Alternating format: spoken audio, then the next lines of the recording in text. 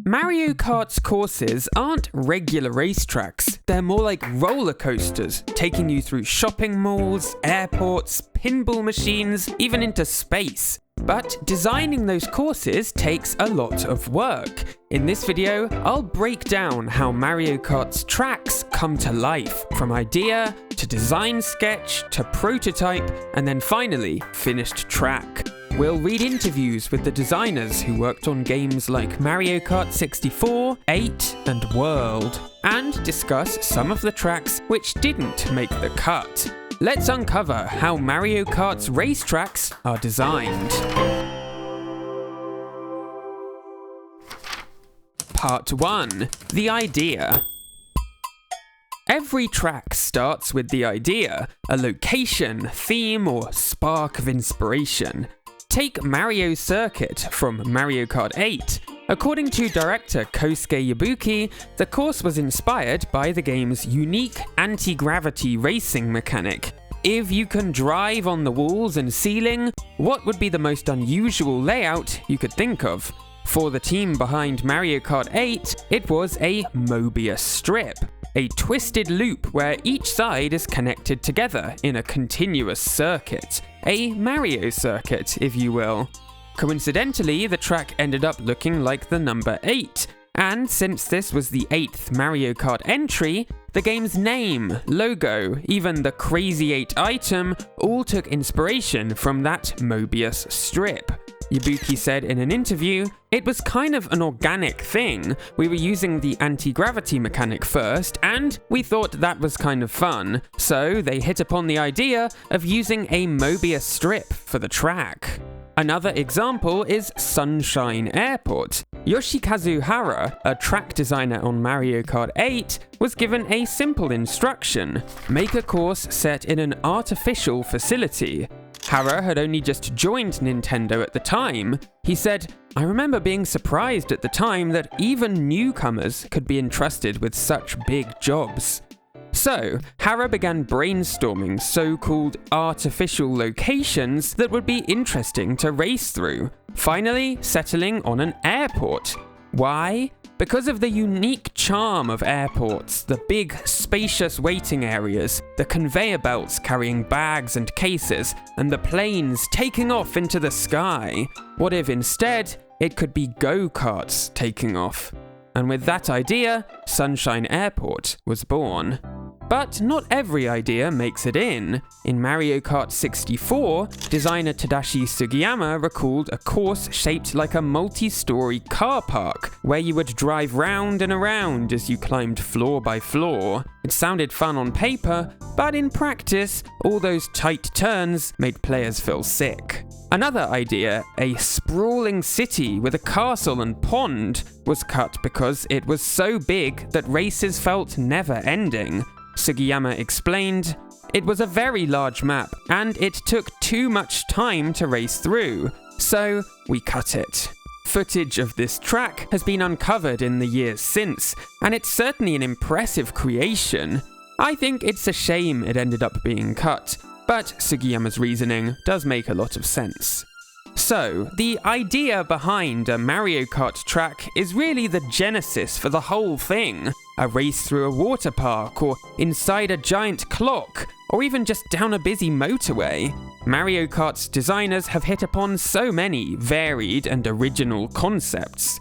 Ultimately though, this idea is just the beginning of the process. From here, a whole lot more work remains before these tracks are ready to be raced on. Part 2. The sketch. The next step of the process is the sketch, where the course's layout is drawn out, along with ideas for obstacles and track elements. You can see this demonstrated clearly in Mario Kart Wii. Here is the sketch for the first track of the game, Luigi Circuit. First, the course's layout was planned out, including 2 different routes, the main one and a shortcut. There's all kinds of sketches for track elements, a blooper balloon and a cheap balloon, one of which was cut, a giant statue of Luigi, along with the idea of Luigi's head being replaced with a Mii's head if the player picks Mii as their racer. Moving on, here is the sketch for Dry Ruins, which again starts with a drawing of the track's layout, both the outside desert sections and the inside of the temple. There's also sketches of various obstacles and booby traps to go inside the temple, as well as statues of sphinxes and Miis. But it's not just Mario Kart Wii. That same process took place on Mario Kart 8, including the track Sunshine Airport. Designer Yoshikazu Hara explained, "I started by sketching out the course in a notebook, but in my first sketch, the course was full of left turns. It was monotonous and not fun." And so Hara discarded that sketch and redrew the course again and again, taking advice from other team members, until eventually he landed on a layout he was happy with.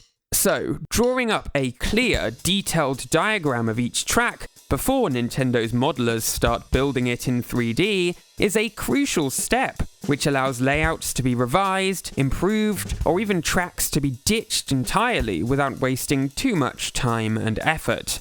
But with the sketch done, it's time to move on to the final stage of the process. Part 3. The Build. With the layout decided on, Mario Kart staff then build that course in 3D.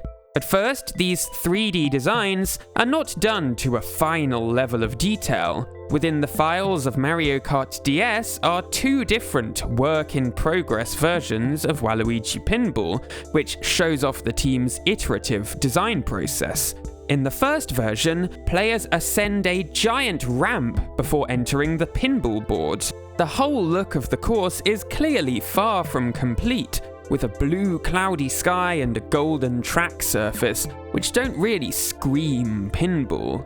Then in the second iteration, the course resembles the final version much more closely. The course looks more like a pinball board and begins with a dramatic launch rather than a slow climb up a ramp. However, the layout is still noticeably different from the final course, and there's not yet any actual pinballs here either. Similarly, within a GameCube demo disc, an early version of the course Sherbet Land from Mario Kart Double Dash can be found. Again, the geometry and textures are much simpler than anything found in the final version of the game, and the layout would end up being changed significantly from this early prototype to the final game. Taking a close look at these unfinished tracks gives a real insight into the kind of process that Mario Kart's tracks go through before getting anywhere near players' hands. However, after the course layout is set in stone, it's time to create the finished visuals. And at this point, the most important thing is not realism or accuracy to a real-life location, but rather how the course feels. When creating Sunshine Airport, the design team first thoroughly researched real-life airports. They got their hands on every single airport-related document and design guide they could find, and even took a trip to Osaka Itami Airport to explore and document what a real airport is like. From there, they honed in on the things that make airports feel like airports: high ceilings, bright, cool lighting, spacious waiting areas, and so on. Yoshikazu Hara said, "What's important isn't recreating an airport building as is, but instead figuring out what makes it feel like an airport, what is airportness, and building from that." That same mindset also shaped Mario Kart 8's Rainbow Road. Since the team knew they would be bringing back Rainbow Road from Mario Kart 64, for the game's own brand new version, it was important to pick a distinctive feel and vibe. That's what led to the space station satellite aesthetic, which director Kosuke Yabuki said took inspiration from near-future technology. Like Sunshine Airport, this track doesn't try to look like a real-life space base, but instead uses that as a foundation before amping everything up to 100.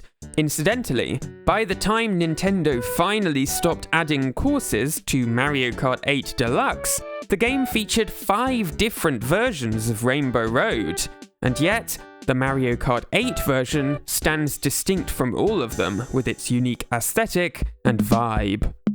When designing Mario Kart racetracks, the little details really matter. All the way back to Mario Kart 64, Tadashi Sugiyama said, "We tried to fill the stages with lots of little details and lots of moving objects in the background." 2 decades later, Yoshikazu Hara echoed that same sentiment. "I wanted to express the charm of aeroplanes and airports that only Mario Kart can bring." Each entry in the series, Mario Kart's course designers add more details, more flair to each track, constantly trying to outdo the previous entries. Many of the series' racetracks feel more like little worlds than sterile courses. The shopping centre in Coconut Mall, the farm in Moo Moo Meadows, these really feel like places that could exist, that you could really visit. And with the newest entry in the series, Mario Kart World, that aspect has been raised to a whole new level.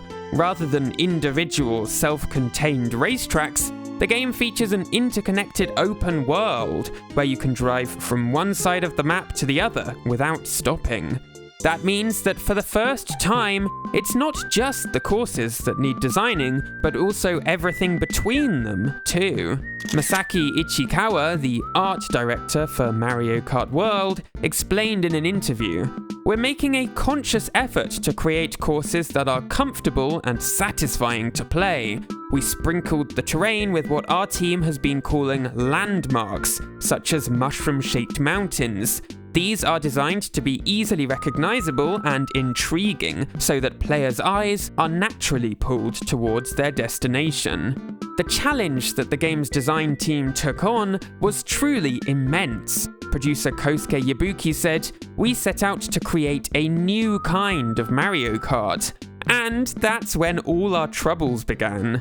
But the end result is Mario Kart World, the most innovative, most vast entry since Mario Kart began on the Super Nintendo. So that is how Mario Kart's iconic racetracks are designed. From early ideas to the final course, Nintendo's designers aren't creating simple ovals to drive around. Well, mostly not at least. But rather huge roller coaster-like stages which surprise and delight players. Next time you're racing across Rainbow Road or through Coconut Mall, you'll have a better idea of just how much work it took to turn sketch into reality.